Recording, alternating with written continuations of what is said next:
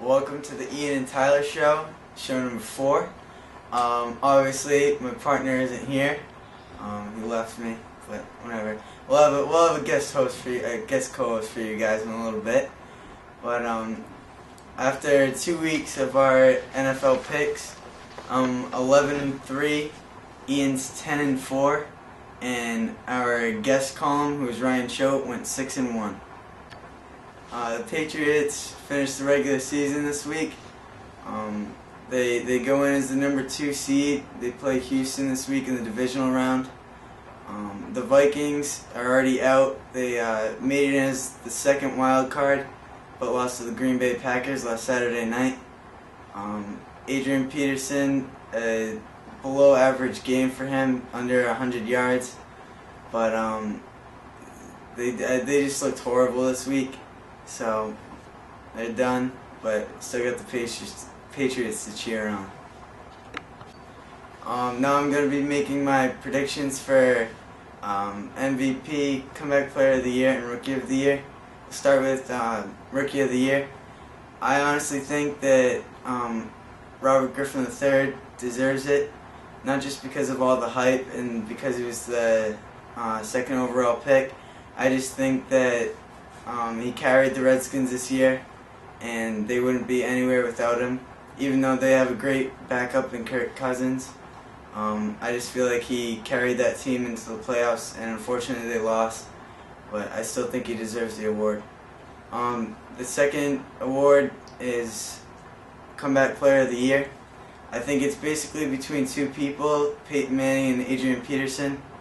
I can see Adrian Peterson getting this award just because Peyton Manning's Peyton Manning, and MVP is basically his award. But not a knock on Adrian Peterson, because obviously I'm in love with him, but 9 yards short of the all-time single-season rushing record. Just a tremendous season, and I definitely think after the injury he suffered, he deserves to get an award like this. And then obviously that leaves Peyton Manning for the MVP award. Tremendous season. Denver goes in as the number 1 seed in the AFC. Play Baltimore this week. It looks like they're obviously the favorite going into that game, but it should be a good one. And just the way Peyton Manning came back and did what he always does, got 10 wins in a row and led that team to the playoffs, and I just think it was a tremendous season on his part. Now I bring in my replacement co-host for Ian. We have religion teacher and my multimedia teacher, Ryan McCarty, joining us today. Hey guys, how you doing? He's going to help me go through the NFL picks for this week. So let's kick it off with the Houston-New England game. Who are you taking? I'm a diehard New England fan, so I'm going to take New England to win this game. We're not at home, but we got the momentum going in. However, if the Patriots can't find a way to stop Adrian Peterson, it might be an ugly game for New England fans this week. But I'm going with the Patriots. I can see why people pick the Patriots and are jumping on that bandwagon. I'm obviously from New England, so I do believe in them somewhat. But I just think after the beating that Houston took, they're going to come back and they're going to stop Brady somehow, get that defensive line really pressuring the weak New England offensive line, and I can see Houston coming out on top. All right, next game is Green Bay at San Francisco. Who you take? I'm going to have to take the 49ers. They got a week off, but they come in as the number 2 seed in the NFC.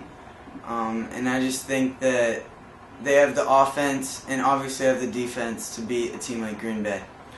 I'm gonna go different here. I'm gonna take Green Bay. Green Bay had a fantastic game last week, and they got the momentum, and so I think they're gonna continue that to the Bay Area, and I think the 49ers are gonna be in trouble. The next game is the Baltimore Ravens at the Denver Broncos. I have the Broncos in this game. I think it's just for obvious reasons. Peyton Manning is going to be the MVP. He's led that team through the toughest games. Obviously, they didn't have the hardest schedule this year, but just the fact that he comes back from an injury that could have been career-ending and leads that team to the playoffs is just tremendous. I'm going to take the Broncos as well, and it's because of Peyton Manning. He's got the skill, he's got the leadership in the locker room, the leadership on the field, and they've got great momentum going into that game against Baltimore. The final game to pick, Seattle at Atlanta. Tyler, who you got? I'm going to take the upset and go with the Seattle Seahawks. Atlanta's coming out with a week's rest. Big ego because they only had a one-loss season. But I can really see them losing this game just because of if they can't get that offense going against Seattle's defense and their cornerbacks, they just don't have anything else, I don't think. Their defense is above average, I would say, but I just don't feel like they can keep up with the way Russell Wilson can run, and Seattle's defense is just way too good for Atlanta, I think.